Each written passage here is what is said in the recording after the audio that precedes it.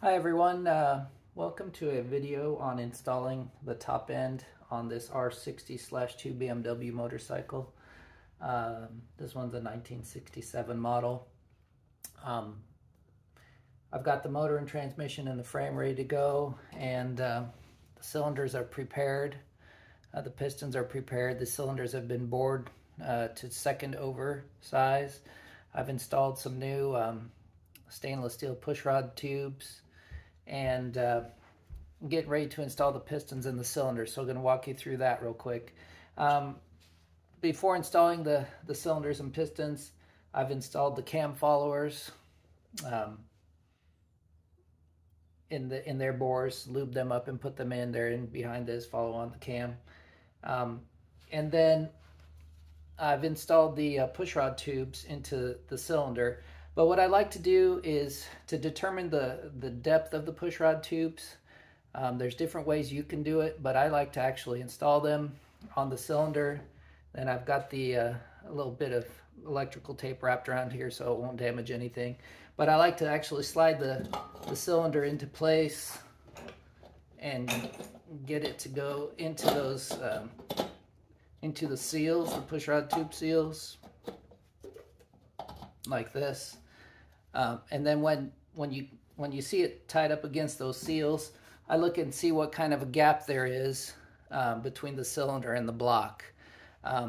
Because when we tighten this down, you want it to press on these seals and compress them a little bit, but you don't want to squish them so much that they deform and get all out of shape. So what I'm looking for is, about 1 or 2 millimeters between the block and the cylinder when it's tied up against the seals. That way, when we tighten down the cylinder nuts and pull the cylinder tight, it will put some pressure on these seals and provide a good seal so they don't leak. So I like to do that before I install the cylinder and the piston. So that's ready to go. The piston, I'm running second over pistons. Let's see here. So these are 72.94 millimeter pistons, and I've already gapped the rings in the bores and everything looks good. I had to adjust a couple of the ring gaps, but looking good there. Got the wrist pin ready to go in. These pistons use a circlip that has you can use a tool to install them. The original ones are just a ring, and they can be hard to get in and out, but these are pretty easy. The pistons are marked with an arrow pointing forward, so you want to obviously point the arrow towards the front of the bike, and then we'll just present the piston here and slide that through. Before I do that, I'm going to put some assembly lube on the piston pin. Okay, I put some assembly lube on the wrist pin for the piston, and I'm using this block to support the connecting rod just to make it a little easier. And then I'm going to just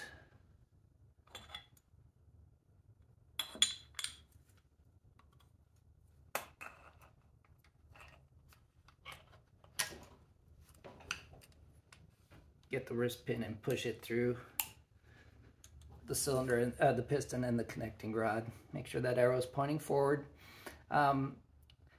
These wrist pins just slipped right in.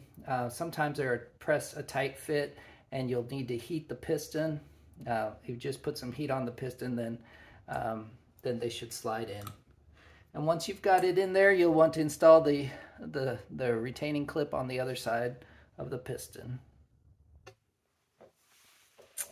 Okay, so I've got the retaining clip installed for the wrist pin on this side of the piston. Both sides are installed. Make sure you get it fully seated in its groove. You want to be certain of that. You don't want one of those clips coming loose in the engine, tear up your cylinder. So once the piston's on, I'm going to stagger the ring gaps. I usually just stagger them about 120 degrees each.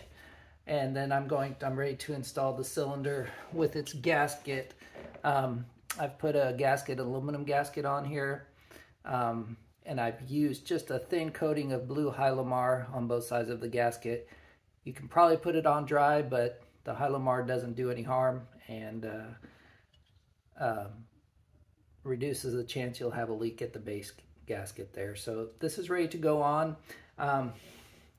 I've only put a slight bit of oil on the piston skirt. I haven't oiled the rings or the cylinder. Some people like to run them in like this. I think it does help the rings to seat quicker and easier. Some people like to oil the cylinder and the rings before installation. So that's a question for debate. This is how I'm going to install this one. And I've got the piston pressed up against this block of wood so it'll hold it in place while I put the cylinder on. I'll do that now. So I've got the cylinder installed on over the piston now, and you can use a ring compressor if you want to do that. I've found that it's just about as easy to work the rings into the cylinder using your fingernails. I've got the cylinder base nuts, 14 millimeter new CAD plating on these, and we're going to install those onto the cylinder studs now. You'll have to pull the cylinders out just a little bit to get these started,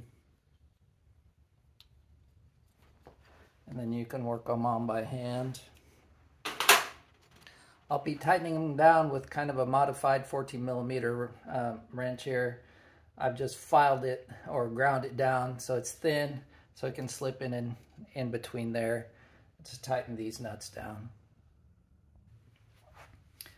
Okay, so I've tightened up all the 4-cylinder base nuts, and this side is finished. We'll put the cylinder and piston on the other side, and then we'll come back and put the cylinder head on this. Thanks for watching.